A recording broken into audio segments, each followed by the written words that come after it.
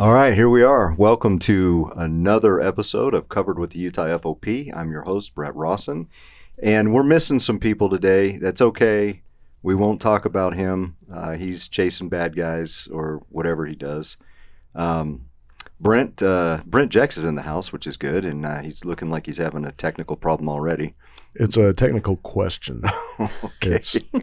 Yeah, all right. There we go. Now you can hear. Now I can hear. It's better to hear in a podcast.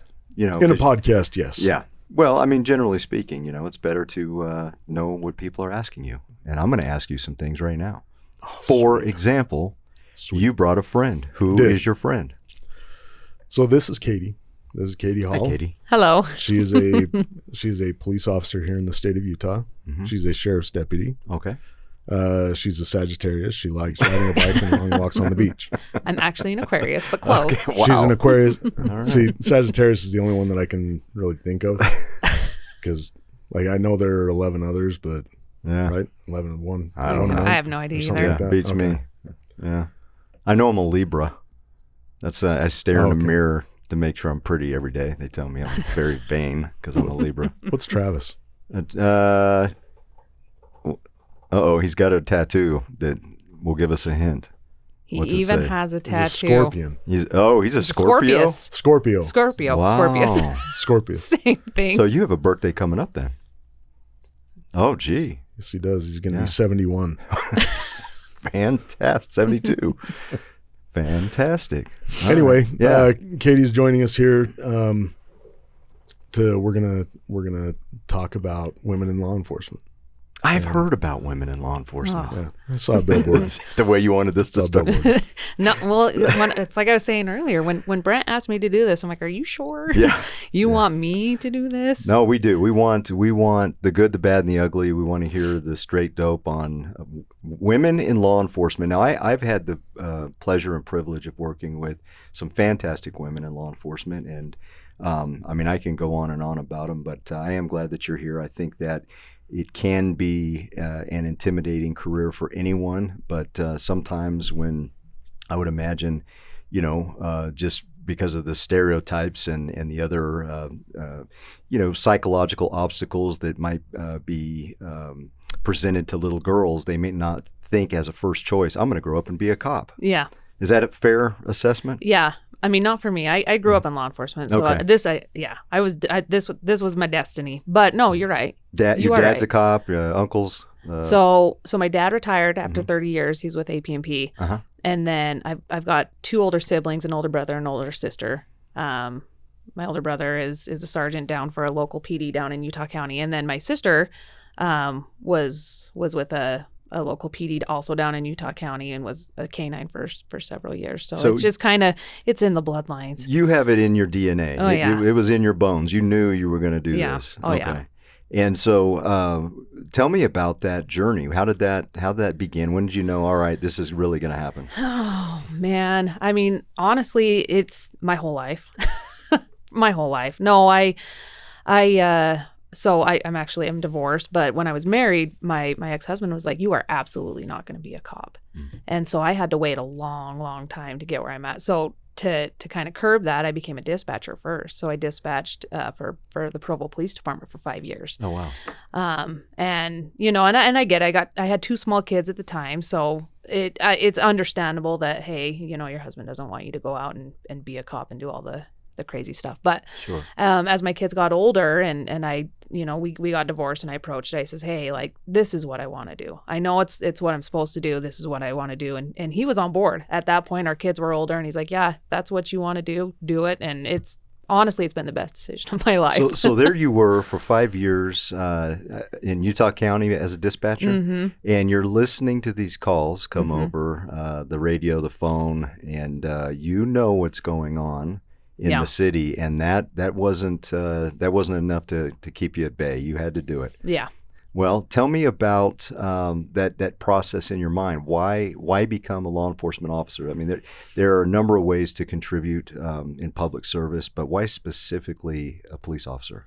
So for me, it's the aspect of helping people. It wasn't. I'm going to get in this because I want to take the dirtbags down. That wasn't it for me. For me, it's much bigger. You know, I like helping people. And law enforcement, I mean, you all know how it is. We are looked at it, it's such a ill light, but the good behind it is we do more good and help more people in a lot of these times. Even some of those guys that we arrest, they still call us when they need help, right? So for me, it's helping people and contributing to the community and trying to help change the light of law enforcement as a whole. You know, we're not these power pushing people. Like we're out there to help people. You know, how many people do you that want to put a badge and a gun on knowing that could be their last freaking day, right? But for us, it's a much bigger picture. We like to help the community and bring a different light to law enforcement, and I wanted to be a part of that. That's fantastic. I think that's why many of us go into it. But I want to ask you some tougher questions. Oh, I can't wait. You know, it's really it's it's just the five of us in this room. Yeah. I don't think anybody really even listens to this podcast. So we're here at the Pod Mill, and we're not for the professionalism of our host here. We would never even get out on the airwaves. But I mean, between and I understand Brent's mom doesn't listen anymore, so that's now 3 listeners down to 2. So anyway, so anything you say in here is safe. I'm sure it won't even reach anybody. But I want to know, especially not our listeners in Louisiana, Virginia, Ireland, the guys in New York, the Australians, yeah. Outside of that, outside of those guys, yeah. So, how has it been working with the boys? I love it. I love it. So, I mean, I'm like a dude. I mean, I really am. You don't look like a dude. No, I love the guys that I work with. They've been fully accepting of me when I came in. The benefit is when my dad was with APMP, he was actually down in the county that I work for. So he kind of brought that, I don't even know the word I'm looking for. They knew that I was a proxy of what was down there, and they were excited for it. So I've been fully accepted by my department, and it's been awesome. However, because we're getting into this and I'm going to open a can of worms, it's not always crack it open. Sunshine and rainbows. Do tell. So, going into this, I do want to touch points on what we as females, a lot of us struggle with in law enforcement when it comes to being a female. It is tough. It is tough. So, well, give me some examples. What makes it tough? And we can blur faces and change names to protect the guilty and innocent and grow alike. A beard. No, you touched it earlier. Is the stereotypes of females? It's we are accepted by some, but not by others. The stereotype is ugly for a lot of women in law enforcement.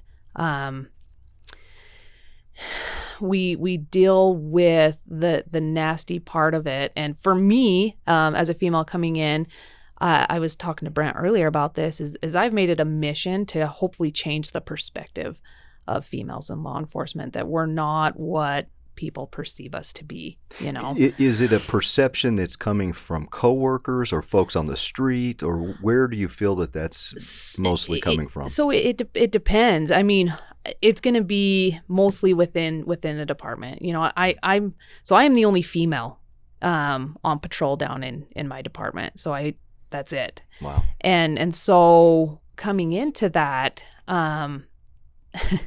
being around a bunch of married guys, of course, their wives are nervous. Here's a female that's coming in and spending 12 hours a day with my husband. What does that look like? Mm-hmm.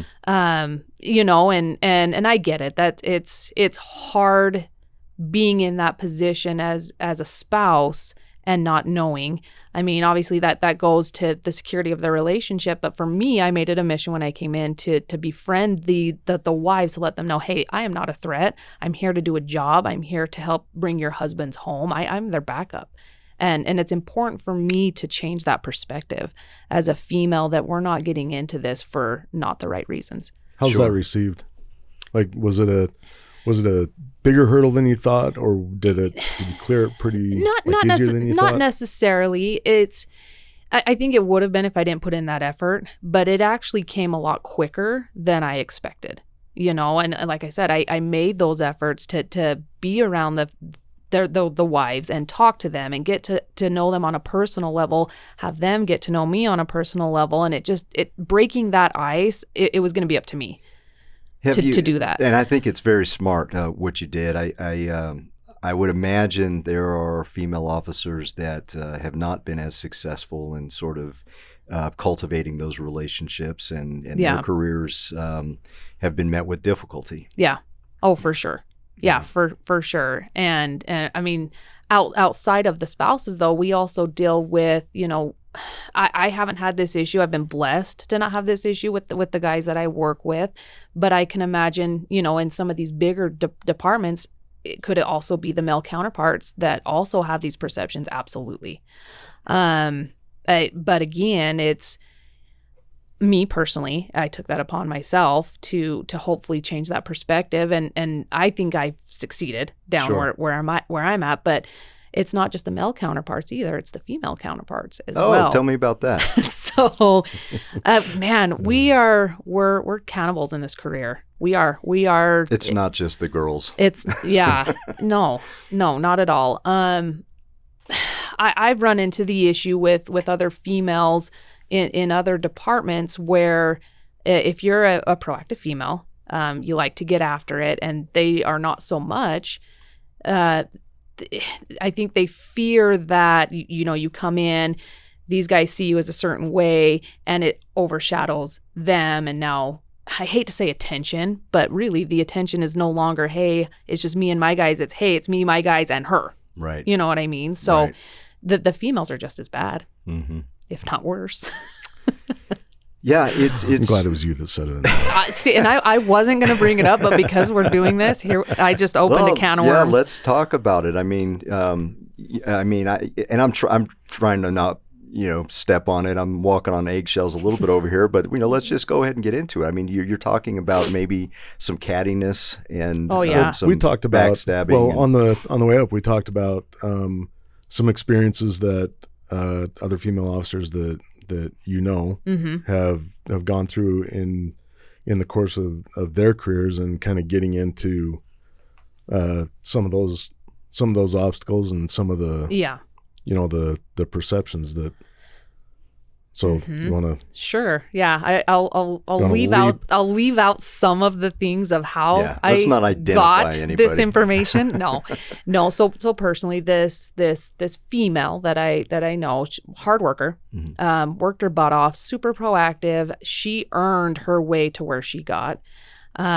So in her department, she had one goal set in mind of a specialty that she wanted. And she worked for it, and she worked her butt off. And what came with that is, after she received that specialty, there was a lot of the rumors that started of how did she get that specialty? Because this, maybe this person deserved it over her, or whatever it is. But the rumors set in of how did she get that specialty? Yeah. And that is a problem, and it is happening, and it is very prevalent in our career, especially. And I'm just touching on female. I mean, I know it happens with males too, but touching on a female perspective, that is there. And it's, how do we stop that? I don't know. I really don't know. What does that do for? So she gets the spot, the rumors start circulating and things like that. What did that do to her personally for it? I mean, what were the impacts on her, not just with how her own self-worth or how she viewed herself, but the relationships with her peers in the agency? So, and you can try to change somebody's mind, but if somebody's mind's made up, a lot of the time, I mean, they're not going to change their mind. But for her, she continued working hard, and that fueled her fire of, I'm going to kill this position. Good. And I'm going to keep working hard and hopefully prove them wrong. And if it doesn't change their mind, it doesn't change their mind. Now, obviously, personally, it hurt her, right? Yeah. Because in the back of your mind, we're all human. It's something that you're always going to think about, and it's defeating. and it can kill that passion. And for her, I think in parts it killed her passion for the specialty that she was in, but she continued to still work hard. Now the guys that she was working with in this specialty, they came around, and they accepted her with open arms, and they could see, hey, you know, she really did earn this, and she works really hard even doing this specialty. She puts her time and efforts into it, and Right. and you know, that's great, but at the end of the day, like I said, we're still human. Yeah. And it's still hurtful that you still have to battle those, and you know that some people look at you like that, and that their minds are never going to be changed. It's such a function of perception too. I remember earlier in my law enforcement career, there was a young lady that came through, and she didn't end up staying with the department. And you know, and there were things that were said about maybe some of her abilities, and I remember thinking, man, are they shortchanging her? And she ultimately went on to another department where she thrived. And everything that I've heard since then is that her career has been fantastic. She's gotten the specialties that she wanted to pursue. She works very hard at it. It's just like you said. I mean, and she's in a place where I think they were able to identify her strengths early, and then cultivate those and put her in positions where she could be effective. Right. And it may have been that the original department just didn't have the numbers or the resources or the opportunities for her. But I just felt like, oh man, you know, let's give her another 6 months and see what happens. Yeah. Well, let me kind of in a two-part.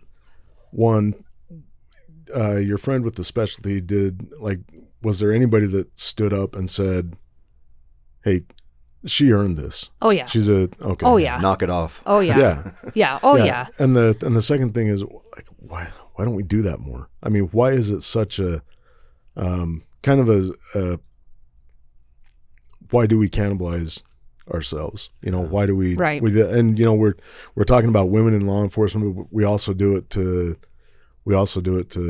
others. You know, Men, like yeah. you know, if you're not in a particular mold, then you must not be as good a cop. And you need You know? all kinds in law enforcement. I mean, I think about the circumstances that I've been in with victims, or you know, even some people that I had to arrest, where a female officer would have been far more effective in communicating with that person. And especially, I'm thinking about some of the kids. You know, some of the notifications that were made, and you know, did the best I could, but man, do I wish there was somebody a little more nurturing, you know, within earshot of that.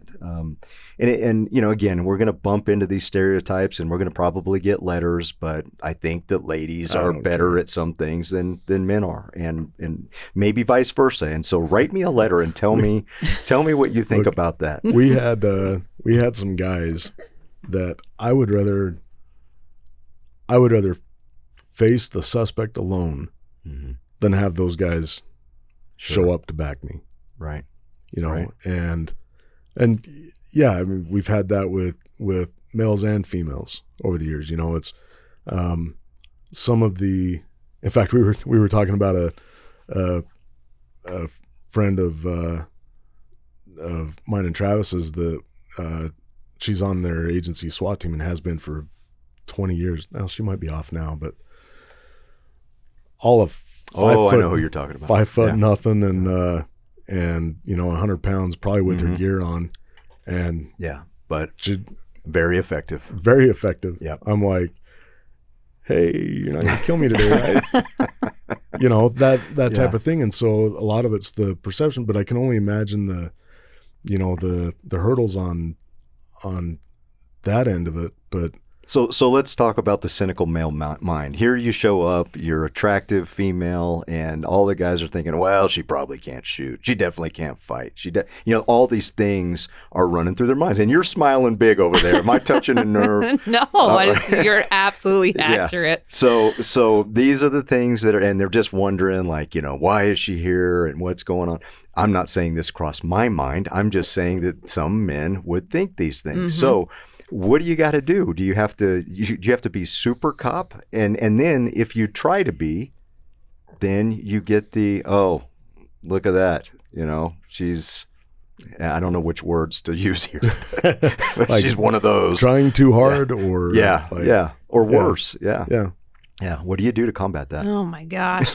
Honestly, for me personally, I'm just me, man. Yeah. Like I'm not going to change who I am based on what somebody thinks about me. The only thing that I can do is show who I am and my intentions of being here.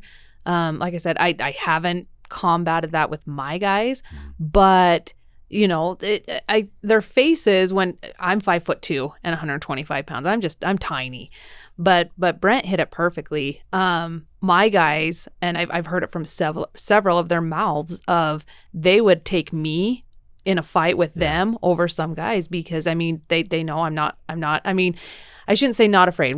You're lying to yourself if you're not nervous or scared at times, right? But I am not afraid to go hands-on when it's appropriate. I'm not afraid to get into the fray. Like they know they can count on me. Even being 5'2" and 125 pounds, I've got their back 100%, and I'll stay in the fight until the fight is over. Tell me about your first hands-on that was, they got your attention. Well, truthfully, the first hands-on, so I've been on the force for 2.5 years. And I've gone hands-on, but actually getting into an actual fight was recently. Ooh. Back in March, actually, we were faced with a suspect, and he ended up taking off from where we were at, and I'm chasing him down, and I go to go hands-on him, and the fight was on. He was not going to go to jail that day, and I stuck to it. It was, we're going to end this. Enough is enough. And it actually took quite a few of us. He was quite intoxicated, but it took a few of us to take him into custody. But they knew prior to, but that was actually like my first actual fight with somebody. But I'm a scrappy little gal, so. You felt confident. You did your job. You had the tools and the backup and everything that gave you that level of confidence, and you prevailed. Yeah. Look at that. But before that, I didn't really have to prove myself with my guys. They've worked with me long enough to know that when that day came, it was game on for me. Yeah. So I got in a fight during FTO, and it was an apartment, and there were 3 of us, and anyway, there was just a lot going on in this apartment, and I remember the last time I saw one of my partners, the backup, had a asp out, and he was mid swing, and so I ducked. I'm wrapped up with the suspect. Oh man! Behind a wall in this tiny apartment, and so I duck this swing, and then it never came. And I look back, and he's gone. So he's seen something in that apartment that scared him more than whatever I was doing with this guy that I was in the middle of a fist fight with. And I remember thinking, when I finally got outside and back into, it was wintertime, it was freezing that night, and I got in the patrol car, and somebody snapped a picture of the look on my face, and let's just say that look was sheer satisfaction. But I remember thinking to myself, how did I get here where I am a grown man and have not been in a fight since middle school? I don't know when the last time was, and yet here I am expected to do this. Now put yourself in the body of a 5'2", 120 pounder. What that has to come with some questions about your safety, and look, and that's not I'm not suggesting that you're not fully capable, but I walk into situations where there's a 300-pound former linebacker. Look at the guy in the corner over there. Imagine meeting him in a dark alley. You know what I'm saying? Right. And I've met him in a dark alley, and let's just say, there were some issues. Are you ready to talk about that yet? not quite ready, but you know what I mean. There's always somebody bigger, badder, more trained. whether you're a 6 foot tall, 180 pound man, or you're a smaller female, there's always somebody who can kick your butt. Oh yeah.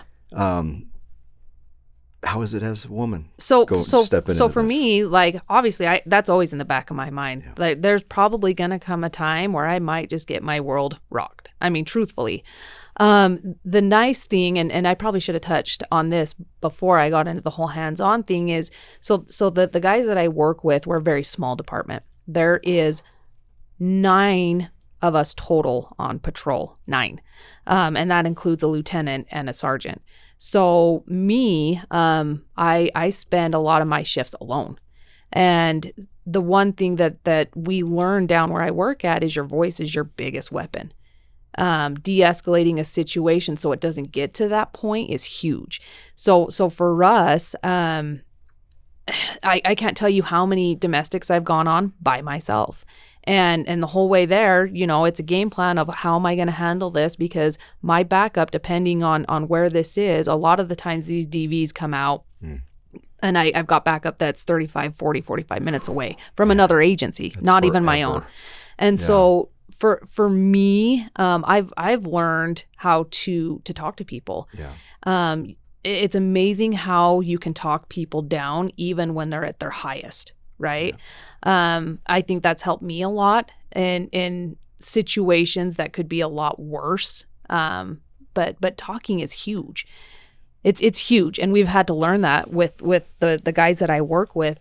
That's our biggest tool. Well, what you're talking about is good old-fashioned excellent police work. And so I think that what you're saying is if you're good at your job, it doesn't matter what your gender is, what your size is, you gotta know safety, you gotta know the tools, you gotta know how to use your voice. Yeah. But yeah, in the back of my mind, again, if I go up against a very large individual that's 3, 4, 2 times my size, if my voice is not working, obviously, what's my next step? How am I going to get myself, home and or safe and okay until my backup arrives, right? So for me, there's always that alternative. Yeah. If this doesn't work, what's my next move? Right, absolutely. Well, that's go ahead, Brent. So I'm curious. I've been thinking about something that you said earlier before we got into the hands-on thing. When you talk to your female counterparts in other agencies and friends, is there something common that they all wish that the guys that they worked with understood or would do or say differently, or is there kind of a common thread on things that we could do better, as far as establishing that, like I said, I worked with a decent amount of females at West Jordan. I think we had 9 or 10 at a time, and almost every single one of them I would take in a fight, and became really good friends with. But are we creating an environment, or do we have an environment where the female officers feel like one of the guys? Like they feel part of the team, or do they feel like it's still, oh, hey, you're here? Yeah. Type of thing. Yeah. Does that make sense? Yeah, no, it definitely makes sense. And truthfully, I think at some point, regardless of the stereotypes, you create that bond, right? But I think, like I said, for me, it's the effort thing of, hey, I am your partner. I am a part of this team. I want to be treated as such. And I think we need to take a responsibility upon ourselves to be that way, whether you're a male or a female, because females could be the same way towards a male counterpart, right? You could have somebody that comes in and you're like, oh, like, who's this guy? I mean, we're just as guilty of that. The common ground, though, that I think we all come to is we're all doing the same job. I don't think, regardless of what you think of somebody else, you don't want them to go home to their families at the end of the night, right? So as far as common ground, I think that's where it lies. We're all doing the same job. We're all on the same team. And in those moments, I think those stereotypes go away. Does that make sense? Yeah. But again, I don't know how we work on this. I think a lot of that does come up top too. You've got to have admin that are on that same page, that are willing to stop the BS that's happening within the departments, because it's a cancer and cancer grows. Right. And so it's when we have these issues, admin needs to start stepping up, but they also need to be made aware. Well, how do you accomplish that? Because you make an admin made aware of something and now you're a tattletale.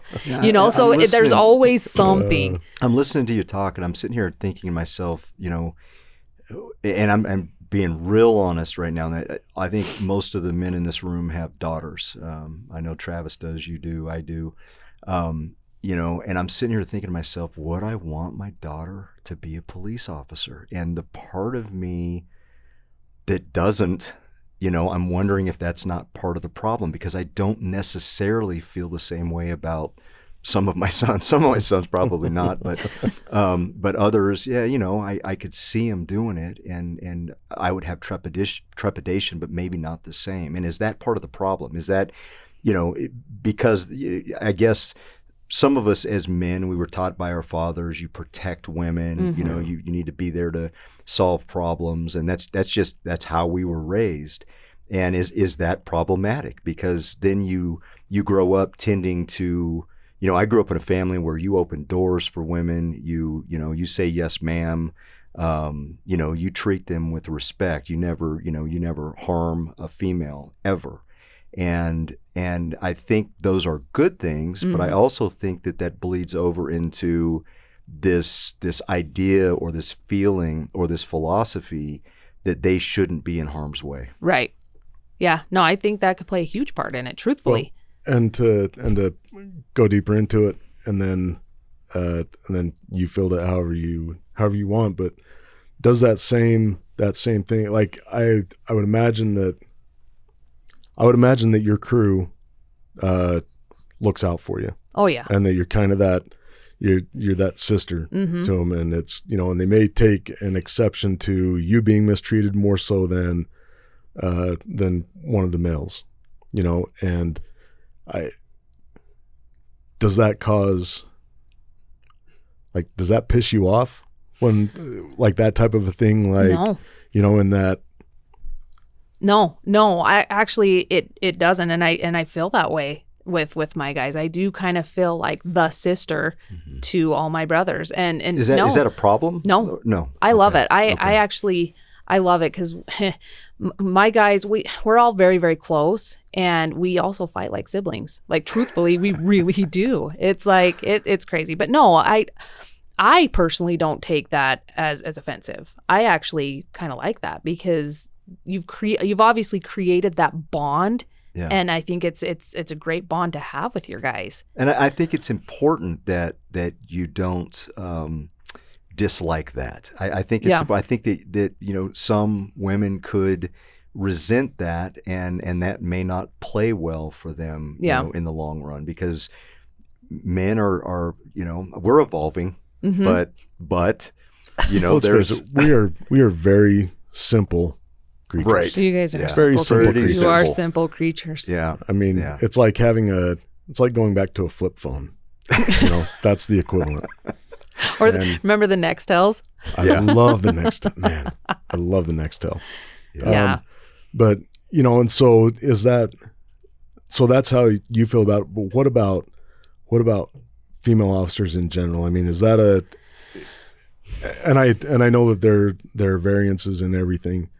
I would hate to think that as a profession that we are trying to mold everybody into the same type of cop, to where the advantages of being a female or the advantages of being a male or the disadvantages of either, where those don't come into play. But how do we create that environment where, because I think if my daughter wanted to be a cop and I couldn't successfully talk her out of it, I would hope that she was looked out for. Right. More so than if my son Right. my son was. You know, like Brett touched but on. I'm gonna cut you off right there because why would you talk her out of it? You wouldn't. I know you, and you wouldn't necessarily talk your son out of it.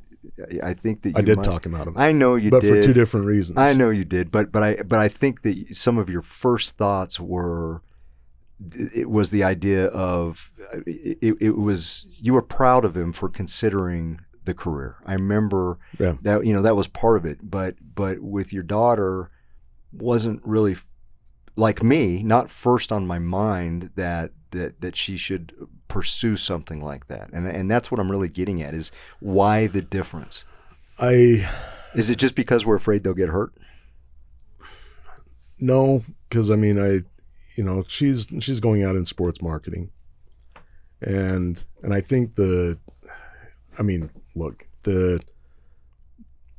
anything that we think we're going to protect them from could get them anyway. It's kind of like when my dad got diagnosed with leukemia, and I was like, man, what are you going to do? He's like, I'm going to go to work tomorrow, and he's like, I can still get hit by a bus tomorrow, just because. This is the prognosis and everything like that. There's still a lot that can happen in between. And so I've tried looking at things like that. Not everybody is made to be a cop. I agree. And I think that holds true for males and females. Sure. And I think that my daughter will be very good in sports marketing. She would not be good in law enforcement. Sure. And it's not because of that she's got something that you don't have, or that you've got a. Boy, I hope she doesn't start to listen to the podcast right now. Yeah. Careful, Dad. You have a tenacity that she doesn't.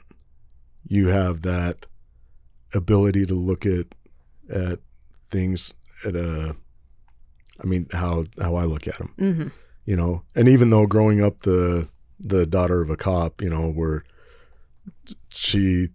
there are certain things that were ingrained in all our kids' heads, that we tend to pass down. So she gets it from that point. I just think that for her, it would be a profession that would obliterate her, and not even on the, the danger of being involved in a fight or anything like that. It's all those things that I would worry about the resiliency of her ability to do that. And so that stands in the way more than a fear of physical fight or anything like that. Yeah. And I see that, and I see that with males and females, as we get into it, what type of individuals are we drawing to the profession, and realizing that, boys are boys, girls are girls, and that it used to be that way. Pros and cons to both. I'm not. I don't know how to think about that anymore. Some of my kids have told me that I'm old school, and the things I learned on Kindergarten Cop are no longer true. So. No, I think it's a personality thing, really, though. I mean, my perspective of it is, when I was going through post, is you can see those people that are made for this career, and those that, I love that people want to pursue it, but I think you just know people. There are certain people that are not made for this career, and you can point them out, regardless of gender. You can, regardless. Yes, absolutely, male or female. I mean, there was a couple guys in my academy, loved them all, got along with all the guys that I was in the academy with, but there were certain individuals that you can look at and you go, I admire that you want to pursue this career, but I don't think it's something that you're going to last in. You can see it. Yeah. I think it just takes a special type of personality it's like you said, the resiliency thing, to be in this career and to continue the career. Right. And until, obviously, hopefully you retire, or for other reasons where you have to get out. But yeah, male or female. And there was quite a few males in my academy class that you looked at them and you're like, I hope that you are successful in this career, but I worry. Yeah. I remember a couple, one or two in police academy who, to their credit, made the decision, this is not for me. And Yeah. this is after successfully going through all the training. Right. Just said, no. And there's nothing wrong with that. Right. There's absolutely nothing wrong with that. But I know where I could see exactly where you were going with it. You just know. When people are made for the career and when they're not. And sometimes you can be wrong. Sometimes you can go, oh, I don't think they're made for it, and then they just blow you out of the water. Right. Kadee, have you enjoyed your career? I love my career. Yeah. I love my career. I love where I work. I love what I get to do down there. I am a dope cop. I love dope. I never would have guessed. It is my bread and butter. I love it. It's my favorite. But no, I do love my career. But what I think has helped me in my career is yes, I love being a police officer. I live and breathe it to a certain degree. I know when to shut it off.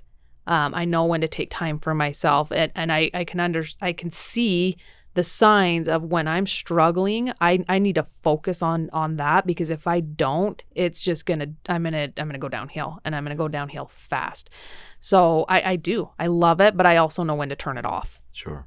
So, do you think that female officers are better at turning it off than males? Like, do you see the same hypervigilance in yourself or other female officers that you have in you mean I off duty? I do to a degree. Yeah. So it's funny because we were talking about this before we started, and should I be better about carrying off duty? Probably, but I noticed we have the same purse, so I'm curious it's a satchel. If you have the same things in your purse that I have in mine. I do have it in there, but my thing is am I hyper vigilant? Yes, but to a certain degree. I don't think it's so out of control.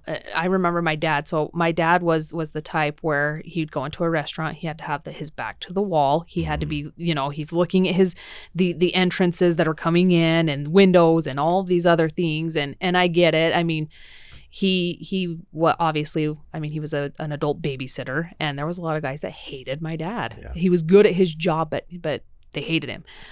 Because he was an administrator? Yeah, he enforced. Yeah. He was really good with APMP.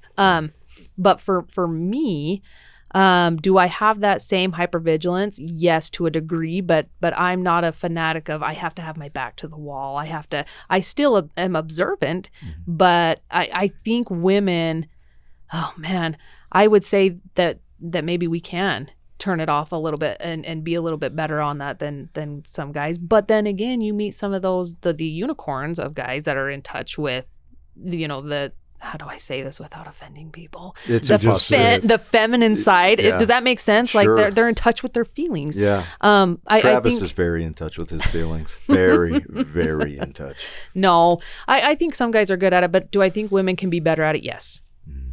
Yes, yeah. I think so. So. If I have to say it, you have to say it. This is harder than I thought it was going to be. Yeah. You go ahead. I'm gonna think about how to formulate this. Well, no, this next part. I'm mesmerized by the look on your face. Me too. Like I know there's something in there that you're trying to get out, and I've been in 2 or 3 spots on this episode where I thought, can I say what I'm thinking right now? Mm-hmm. But yes, you can. Yes, you can. Because as you know, we can just edit it out. Mm-hmm. We had a couple of incidents like that, where something comes out and then all of a sudden you're like, oh, should I have said that? Kind of like when we found the restaurant in Nashville called Peg Leg Porker. Oh, we're not going back to the Peg Leg Porker. No, you know how much heat I've been taking for that episode. That's a terrible, hilarious. It was terrible from this side of the table. It was awesome. It was awesome. We got giggling in here. You'll have to find what episode is that? So that I can go back and listen. Which one was it? I don't know. Well, it would have been after February. We can't revisit that. It was grotesque. It was sexist. It was naughty. It was hilarious.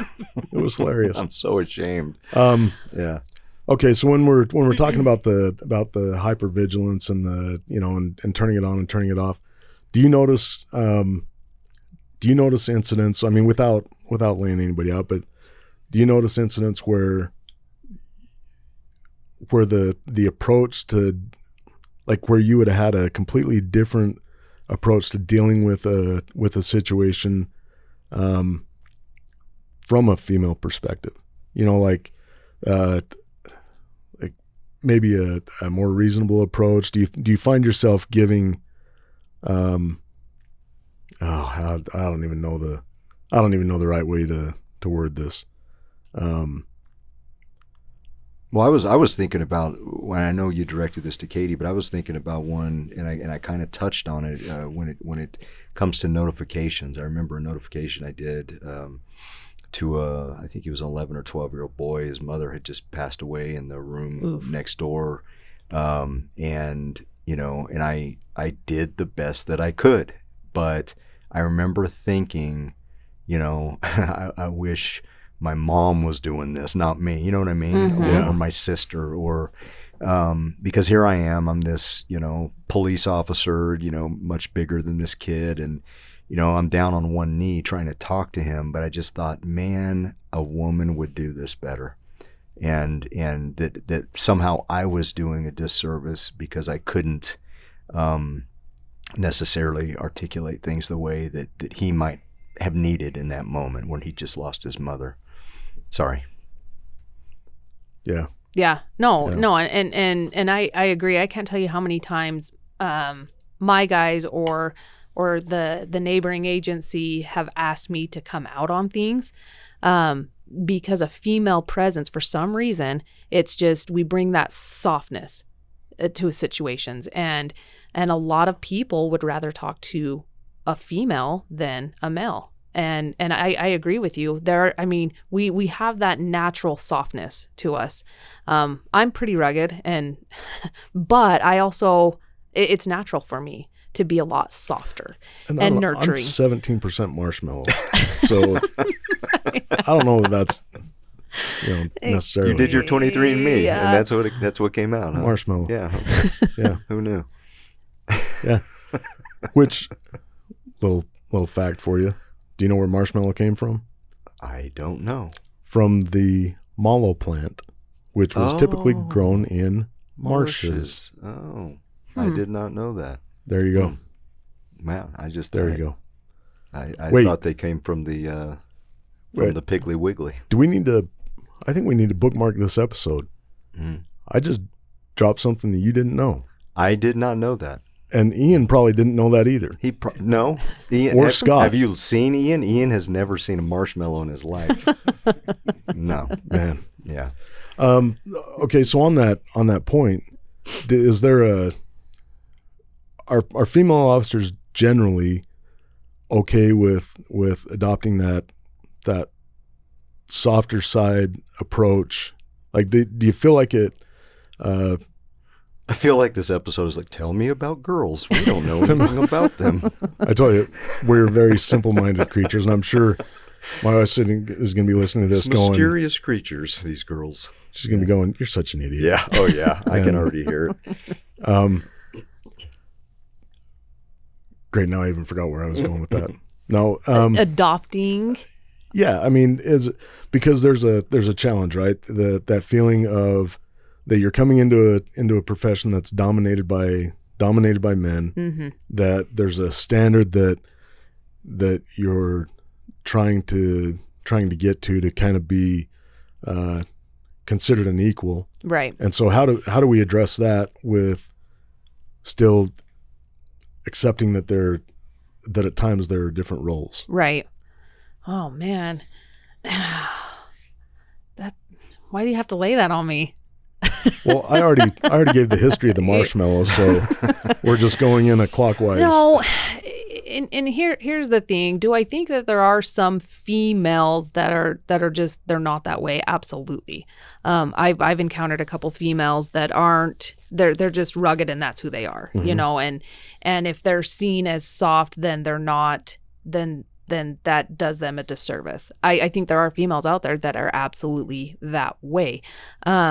but as far as us, or me, I guess, speaking, is I don't know. I've already seen myself as an equal for the most part, that I have no issue of bringing it down to that softness. But gosh, that's hard. Well, because it's a strength and you're confident enough to use your strengths. But I feel like some women are trying to be like men. They are. They try too hard. They're tryhards. And yes, that is it's a problem. It is a problem. I think that, and how do we fix that? I don't know. I really don't know how to fix that, because we've proved ourselves by being in this career, right? We've done the same exact things that men have to do. That there's no leniency, especially when you're going through the academy. We'll take it clear back to academy days. I didn't have to do anything different than what the men had to do. I had to do the exact same thing. So I've already proved myself in that field is I can do what you can do. And then when you go to your departments, it's a whole different ball game, right? I mean, everything you get taught in the academy goes out the window. I mean, you have your fundamentals, but it's we can all agree that it's different. You go out, they do things differently. I think we've been doing better as far as being more accepting of the female counterparts. But again, that comes from the top too, right? I mean, this is something that you've got to have like-minded people that have the same standards, the same values, the same respect for a female counterpart coming in. And it does. It comes from the top. And this is how we're going to do things, and we're going to be accepting of this. And they are no different. Yep, our bodies are different. We bring a lot of things to the table that truthfully men have a hard time bringing. It's like you said, you're simple-minded creatures, right? Females play a vital role in that, and it's like we said, the softness, the nurturing part of it.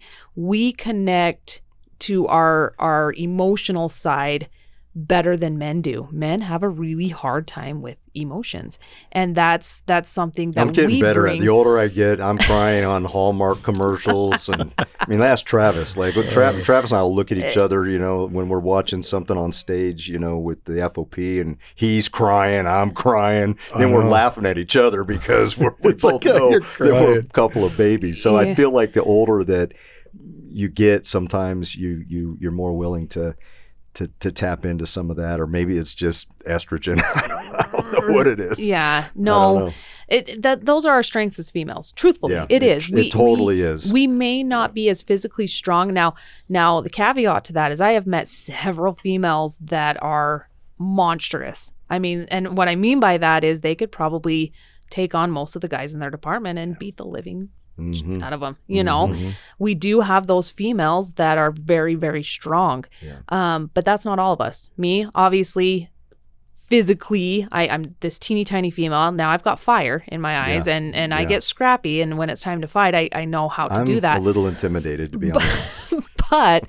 but my strong points outside of the physical side of things is I am in touch with the emotional side of things. Emotionally and mentally, I think we bring that strong part in that the male counterpart may struggle with. It's critically needed in law enforcement. It is enforcement. critically needed. I mean, that we're heavy on de-escalation, right? I mean, it's heavy in our career. As law enforcement right now, it's no secret that use of force is a hot topic, right? And for some reason, and I don't know what it is, for suspects, they seem to come from here to here. I mean, honestly, they come down when a female is present. And a lot of those times is even though we're arresting these people who are doing these things, at the end of the day, most of these guys were taught also that you don't harm females.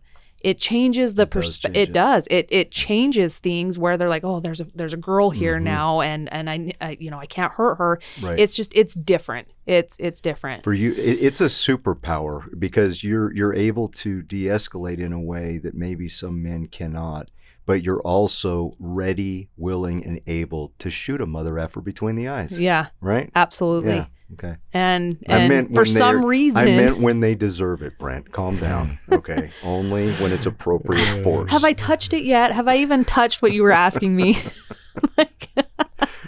Yeah, that is he not was very- having a hard time spitting it out, but I was trying to just trying to wade through that whole thing.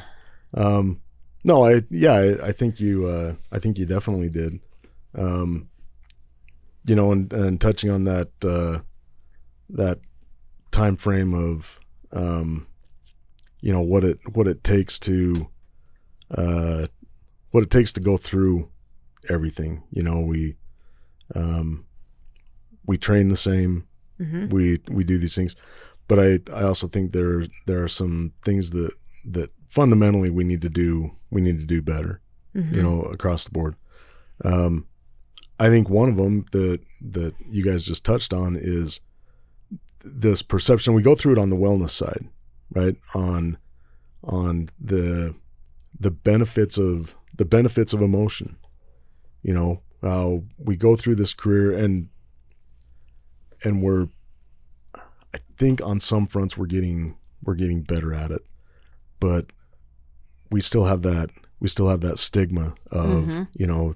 You're a guy, you don't do certain things. And, time and place, I remember, I think when we had G on, and he was talking about that accident out on 201 and U111. yeah. I think it was 5 fatality or something. And he said, at that time, he's out on scene, he's doing, everything he needed to. And then he went and sat in his patrol car and cried for 2 or 3 minutes, Yeah. Got out, got back out and do things. Mm-hmm.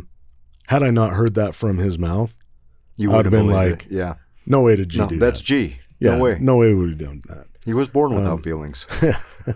Um, And that's so wrong because when you know him, when you get to know him, you realize that, he's got lots of them. yeah. And he feels it very intensely. And that there's I guess I'm taking the really long way of getting to the point of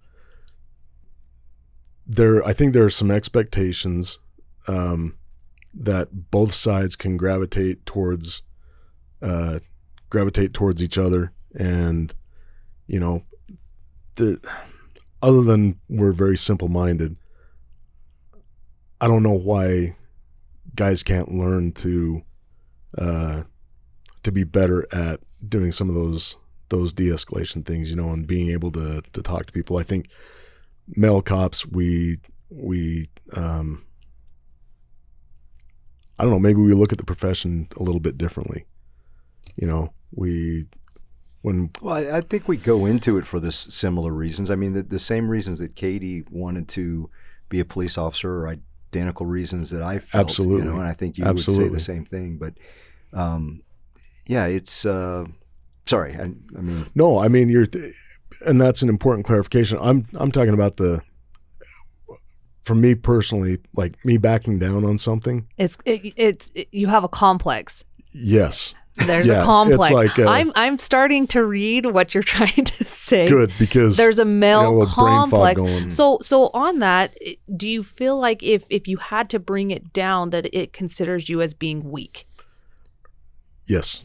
Early on, it probably took me. that's an interesting point. Yeah, I mean, it's this perception, and look, we go into it from from these perceptions, and we touch on something else.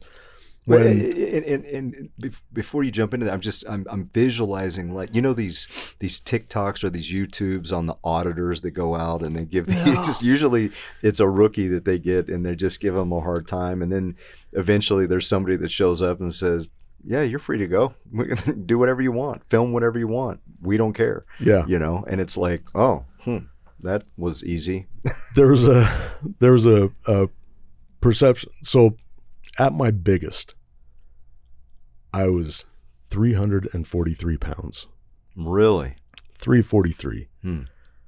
I thought my doctor was stepping on the scale. I'm looking at the thing and I'm like, I turn around, I'm like, get your foot off the, oh, There ain't no way. There's no, that's all me. And he's like, that's all you. And I was like, damn it. Wow. You know, and part of and right now I am 2.5 pounds away from my 100-pound mark. And 100 pounds of loss. 100 pounds of loss. Good for you, Brent. Yeah, that's amazing. Fantastic. Which I look down, I'm like, oh man, I was really big. and I think back and there were a lot of things that I think led me to stay in that mode. I mean, yeah, we always had the trainings of this and that. I reached out to a couple of our training guys a couple of times saying, hey, you know, will you put something together for me? You know, I kind of want to get out of this. And I was brushed aside. And when you're a big guy, you get treated like a big guy. You know, there are certain things that are expected of you as the big guy. You know, you're gonna order a lot of food. You're always gonna get dessert. I love dessert. But there are all these things, and so you feel like you're living up to an expectation, even though it's probably largely built up in your own head. And so as a consequence of that, you stay in that range. And I think just like it is for that, we have that same thing on other sides. You know, we have in our minds that cops are going to be, you know, this. You're either going to be rigid, you're going to be whatever, and we fail to let our personalities come through, and we feel like we have to close off our personalities, and we can't have this, you know, a lighthearted engagement, or that we can't step back and go, okay, this doesn't make any sense. You know, we need to change it up here and there.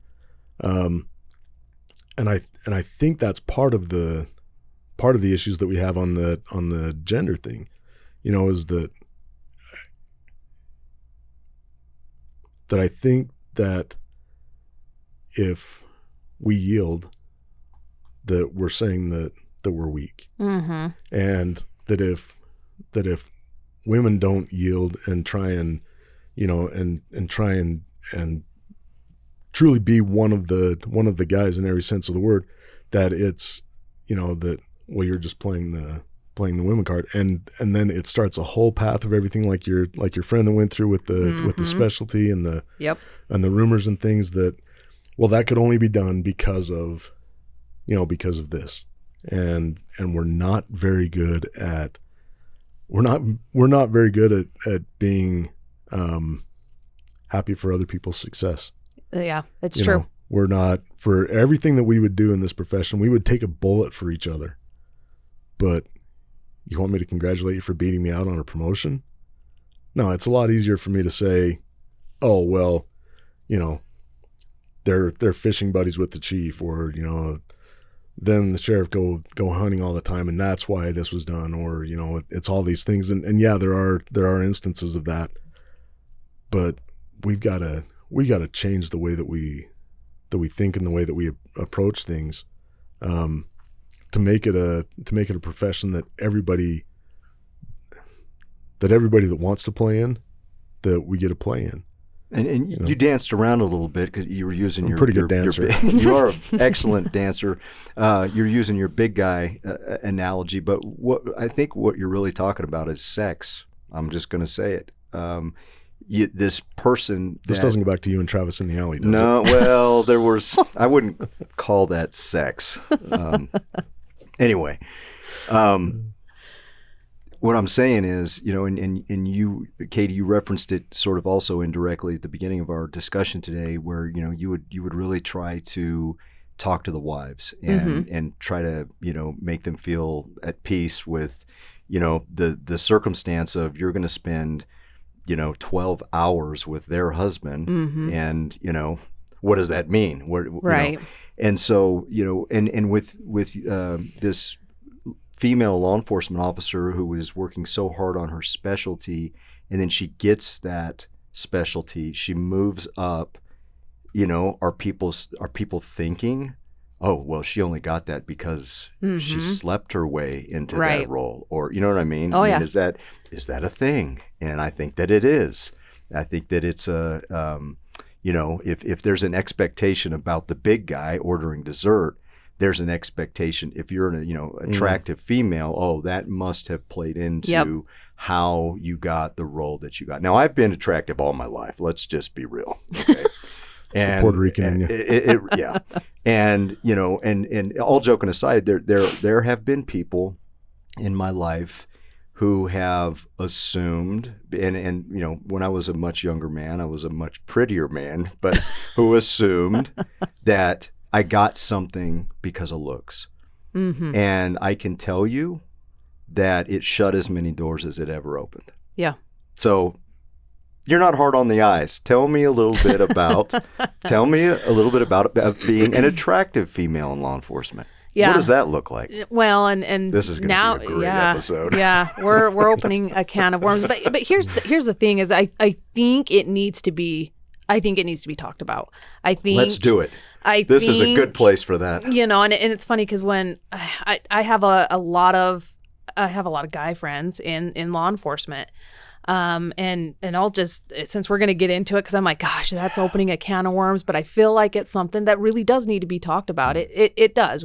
We can talk about it behind closed doors and everybody's like, oh yeah, we need to, and it actually never gets out. So I think this is probably a really good platform for it. So yeah. Come on, pretty girl, lay it on. It really is a huge struggle. And I've dealt with it, honestly, my whole career in dispatch. I dealt with it here. Not in this room. Not in this room. No, but truthfully, what that comes down to is assumption kills. It does. And it's not somebody's fault for being pretty. Okay. Amen, sister. It's not, and it's funny because if we want to talk a little deeper, this is as deep as I can go. Me personally, I struggle with my appearance. There's a lot of demons that I struggle with that people don't know, right? People are like, oh, well, you're pretty. Well, I don't see myself as that. And so it's hard for me to go through this because I don't see what other people see, in a sense, right? But as being an attractive, I'm just going to say an individual. I think it happens on both sides, but specifically a female, there is that perception and those assumptions that, well, because you look a certain way, you're going to get whatever you want. And that's not true. It's not true. And if it is true, well, then that's a fault somewhere else. That's not on that individual person. I've worked hard and I've earned the things that I have achieved because of my work. It's not because of my looks. It's because of the work that I've done. It's so funny because when I've had these conversations with my male counterparts, you see two police cars window to window. And if it's two males, nobody thinks a dang thing. If it's a male and a female, oh, how does the perception change? Well, they must like each other. They must be sleeping together. They must this, that, the other. And it's wrong. And it's, how do we change that? I don't know. I really don't know how you change it, but it needs to be said that is there and it is not fair. It's not fair. Yeah. Now change the perspective a little bit and say I'm not a pretty female. Let's say I'm just an average female. Mm-hmm. I look a certain way. I'm a certain. You look like this with X chromosomes.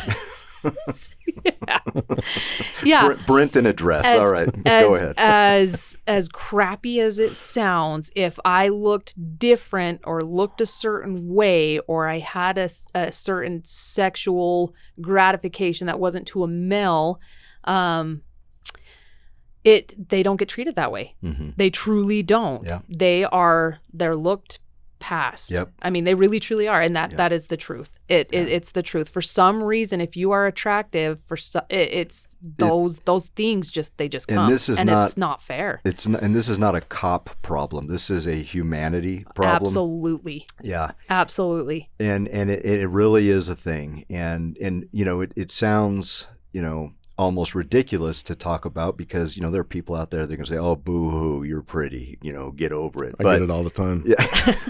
But put yourself in that person's shoes. Yeah. Put yourself in the shoes of somebody who is always getting unwanted attention everywhere that they go, and not for the things that they are the most proud of in their lives, the accomplishments, the training, the things that you study, the things that you're working on. You were just born a certain way. And I know I joke sometimes about, yeah, I'm pretty, but this was a big problem for me in high school, when I went to 4 different high schools, and I'm always the new kid, and I was a good-looking kid, and people said terrible things about me. It kept me from getting jobs. I remember I had just finished a master's degree, and in communications, I went to a great, big, well-known television and radio conglomerate, let's call it that, and had great references to get into this interview, and went through the whole thing. And there was a friend of mine that worked there, and I needed this job bad, and I ultimately did not get that job. And when I pulled aside the individual that was kind of my inside, my mole, so to speak, he said to me, you intimidated people here. They're scared of you. I said, what are you talking about? I have the same credentials they have. Exactly. He said, that's not what I'm talking about. And I just went, wow, that's still. We're really going there. We're doing this still. I mean, this is not 8th grade. Right. Now, I can't imagine on top of that, you're also a female trying to work your way into a boys club. You've got wives at home that are questioning, what are you doing with this gal all the time? Right. At 3:00 in the morning. I mean, it's just got to be overwhelming. And then on top of that, you want to progress in your career. Right. So how does this affect trying to make sergeant, trying to be a lieutenant, trying to get these specialties? Right. No, and I'm up against that right now. So I mean, I have 2 goals that I want to accomplish in my career. Is I want to get on some sort of task force team and work a lot of dope, but I also want to be canine, and that is a struggle. It truly is a struggle. And I'll just put this out there because I think it like I said, these things need to be talked about. It shortchanges us that want to grow in our career. For example, my canine partner, he's like a brother to me. Love him to pieces. He's amazing, and he sees the potential with me of, you could be a great canine handler. I've gone to a couple of the trainings. Well, can you imagine what happened when I went to some of these trainings? That's why is she here? Why does she want to do this? It's not, hey, let's welcome her with open arms. Right. This is a goal that she wants to achieve. Let's let her be here. Let's let her expand her knowledge and train. If this is the goal that she wants, go for it. Now, that doesn't necessarily mean I'm going to get it, right? But if I want to put that effort in and be there and be present, especially on donated time, my free time on my day off to come and come to these trainings and watch what they do, go decoy for them, learn all these things, but then you're coming back of, well, what's her intentions of being here? That's garbage. Yeah. That's garbage, because now I'm being shortchanged, and now I feel like, and I'll tell you, I have not gone back to canine trainings. No. And it sucks. But for me, it's more important to me to not have that disruption there. But again, like that sucks, because now I'm shortchanged on being able to want to accomplish a goal and train and learn and be there, because that says everything. You have somebody that's coming on their donated time. They are coming for free. They're not getting paid for this, so that they can learn, and you're going to throw out all these accusations or say all these things or make assumptions, and you're diminishing that person's career. Yeah. Well, we're making it a problem without it being a problem. Absolutely. Or instead of waiting until it's a problem to absolutely to address it. And the ironic thing is that we as a profession, we do that very thing, that we are so critical of admins to doing, or when it's done to us, and it's it's probably a reason for a little deeper reflection on why, if you're listening and you have a perception about somebody, whether it's based on gender, size, whatever that is, I'd say probably look probably look inward, because generally people that are that critical of other people have self deficiencies that they're running away from, and it's easier to toss that onto somebody else, and we got to stop doing it. Yeah, no, and I'm glad that you said that, because that's where I was heading to is where do we fix that? Well, you got to fix that within yourself. That's a you problem. Yep. That's not a somebody else problem. And it's the same thing with, as far as like the spouse thing, that's up to the male counterpart to secure absolutely that relationship. That's not your problem. That's their problem. Correct. Yeah. So to fix these things, I mean, you need to take a deep, I mean, you've got to look within yourself and say, what am I doing and why am I doing this? Why am I reacting this way to this person? Right. And is that fair to this person? Right. Because, I mean, take the female part out of it. Let's say there's no females in law enforcement. Males do it to each other. Yeah, They absolutely do. Yep. You are shortchanging somebody's willingness to want to progress in their career because you are so small-minded. Yeah. And it's unfortunate, but you're right. We need to take a deeper look within ourselves and say, what am I doing? And you reminded me of something, and I know we're running short on time, but being on FTO, I was already an attorney when I became a police officer. Yeah. And we struggled a little bit in the department to find an FTO for me because assumptions were made about my education, about my level of understanding about the career. I just needed to be trained to be a cop. Yeah. And so finally they found somebody that gave zero craps about my education and told me every day that I was an F-tard. And that was perfect. That was perfect. That worked out, and I became a police officer largely as a result of that officer. Yeah. Just abandoning any ideas about making no assumptions about what I may or may not know. Right. And I'm alive today in large part because I feel like he trained me the right way. Yeah, we just need to do better. I mean, all the way around. I think this is something that needs to be talked about within departments. If you have those cancers, you got to figure out a way to get them to stop. And we need to start being accepting of people, because truthfully, that we need females in this field. We do. Yeah. 100%. Again, I am the only female on patrol where I work. I'd love to have another female, and so would my guys. We are so beneficial to this job. We need to stop the BS and take a look at ourselves, but also look inside your department. If this is going on in your department, you need to figure out a way to end these things and really stomp on it. Absolutely. And this, this isn't going to fly. We're not going to do this anymore. Anyway, so it's just, we need to do better. We do. How many times have we called on the radio? Is there a female on duty? And needed one. Well, that's a lot of talk about a really interesting topic, and I think we covered it about as well as we were willing to. Yeah. But listen, I hope you tuned in for that, and as always, we appreciate you and what you're doing. We understand how hard you're working, and whatever you're doing, stay safe out there, and we'll see you next time.